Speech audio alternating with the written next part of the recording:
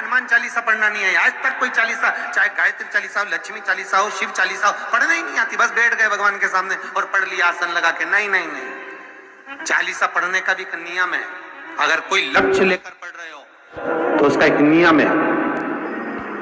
पूरी जिंदगी पढ़ते रहोगे तो भगवान की प्राप्ति नहीं है। पर लक्ष्य लेकर पढ़ा है, आसन से जिस भगवान की चालीसा पढ़ रहे हो उसकी मूर्ति या उसका फोटो आपके सामने होना चाहिए।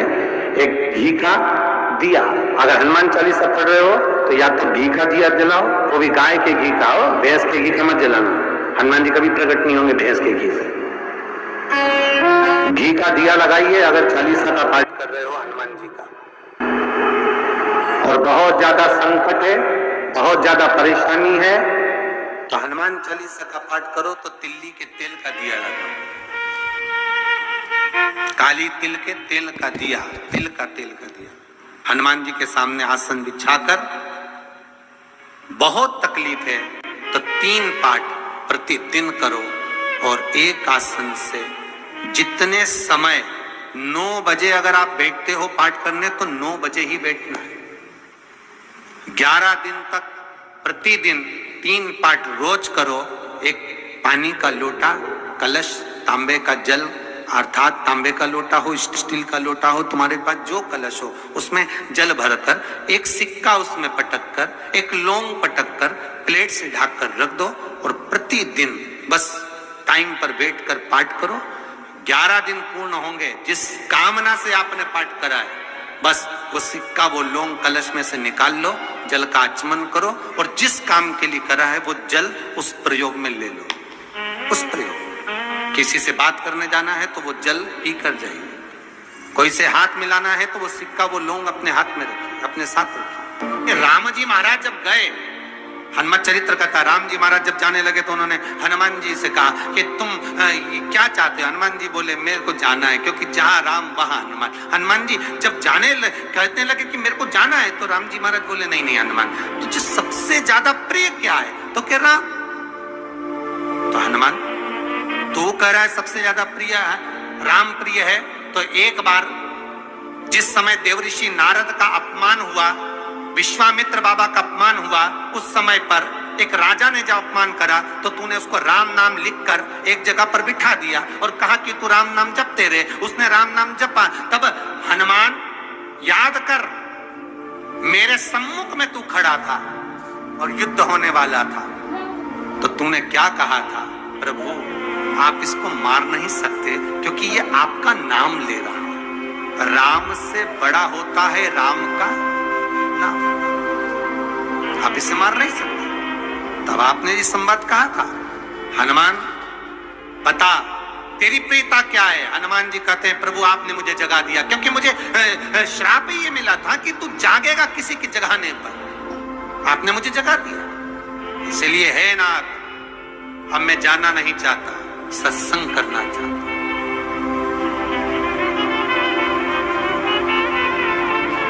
श्री राम जी का चरित्र, अब मैं सत्संग करूंगा, भजन करूंगा, नाम जाप करूंगा।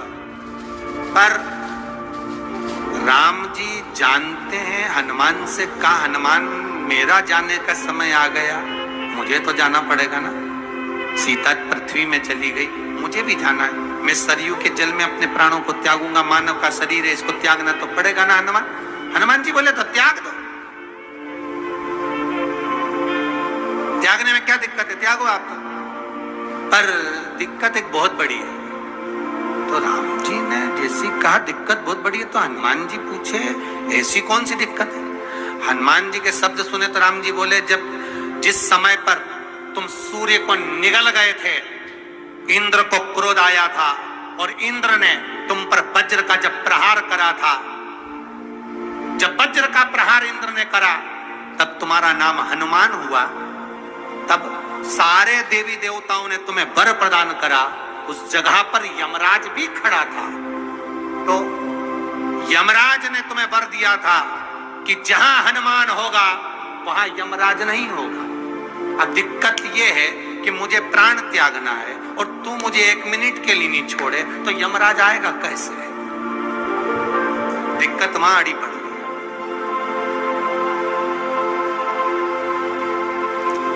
हनुमान जी मुस्कुरा के बोले राम जी महाराज से, प्रभु मैं आपके बिना रह नहीं सकता। तो राम जी बोले मैं भी जानता हूं कि तू मेरे बिना नहीं रह सकता, पर एक काम तो कर सकता है ना। क्या? मैं अगर कोई काम बताऊंगा तो तू करेगा कि नहीं करेगा? हनुमान जी बोले आपका काम और मैं ना करूं, ऐसा कभी हुआ है? जरूर करूंगा। ठीक है। बस अब राम जी महाराज ने सोच लिया कि हनुमान को जाने से पहले काम पर लगा। अब वो कौन सा काम था? बोलो रे भाई। हनुमान जी को कहां काम पर लगाया राम जी ने? किस जगह पर काम पर लगाया? अरे सभी ने रामचरितमानस सुनी है, खूब सुनी, जल्दी बताओ। राम जी महाराज ने प्राण त्यागते समय, सरयू जी में प्राणों को देते समय राम जी ने हनुमान जी को किस काम में लगाया था कि राम जी ने अपने हाथ की एक मुद्रिका जिस पे राम लिखा हुआ था, वो मुद्रिका एक अयोध्या की एक सरंग में जमीन में डाल दिया और हनुमान से कहा जा जरा ढूंढ के लेके आ, मैं अभी घूम कर आया। और हनुमान जी तलातल रसातल भूमि के नीचे पताल में चले गए उस मुद्रिका को ढूंढने के लिए जिस पे राम लिखा है। और हनुमान जी पूछते भी जा रहे राम कहाँ है? राम की मुद्रिका पड़ी थी, राम की अंगूठी है। अब राम का ही सत्संग करते करते जा रहे थे और राम जी चले गए सरयू, क्योंकि हनुमान अगर होगा तो यमराज नहीं आ सकता।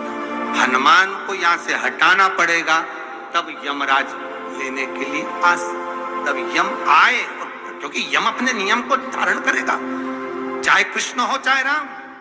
पंचमुखी हनुमान का एक स्मरण, पंचमुखी हनुमान का एक भाव। महाराज जैसे बहुत ज्यादा तकलीफ अगर व्यक्ति को हो गई है, बहुत कष्टमय जीवन चल रहा है, हार गए हर जगह से और तकलीफमय जीवन चल रहा है, तो पंचमुखी हनुमान का एक शिव महापुराण का और स्कंद पुराण का एक बड़ा सुंदर मंत्र है। उस मंत्र को आप सब एक बार हमारे साथ में बोलें। ओम नमो हनुमते रुद्र अवताराय सर्व शत्रु संहारणाय सर्व रोग हराय सर्व वशीकरणाय रामदूताय स्वाहा। बस इस मंत्र को हाथ में काली तिल लेकर, एक जौ लेकर और गूगल लेकर, थोड़ा सा इसमें गाय का घी डालकर, कंडे को या अग्नि को जलाकर इस मंत्र का 11 बार 21 बार जाप कर कर अपनी कामना कर कर छोड़ दीजिए। कैसा भी रोग हो, बीमारी हो, कष्ट हो, दुख हो, तकलीफ हो, 21 दिन के अंदर वो आनंद आना प्रारंभ कर देता है। इस मंत्र स्कंद पुराण का, शिव महापुराण का ये मंत्र मूल पंचमुखी हनुमान सुख देते। और एक और चीज याद रखिए हमारा, यदि कोई काम के लिए जा रहे हो, कोई व्यापार के लिए जा रहे हो या नौकरी करने के लिए जा रहे हो और लगी नहीं रही, बहुत तकलीफ पा रहे हो, सर्विस ही नहीं लग रही, बहुत कष्टमय हो गया, तो निवेदन करूंगा 5 पीपल के पत्ते पर बेसन के 5 लड्डू घर में बने हुए, गाय के घी के 5 लड्डू रख लो। उस लड्डू के बीचों बीच एक आटे का दिया और उसमें तिल्ली का तेल डालकर इसी मंत्र का प्रयोग कर कर पंचमुखी हनुमान का किसी भी हनुमान के मंदिर में जाकर, दक्षिण मुखी हनुमान के मंदिर में जाकर उसको रख कर आ जाइए। इसके बाद आप उस काम के लिए जाइए, आपका काम सफल हो जाएगा। आपको किसी को नहीं कहना पड़ेगा कि हाथ जोड़ना नहीं पड़ेगा, किसी के पांव नहीं पड़ना पड़ेंगे, तुरंत काम होगा।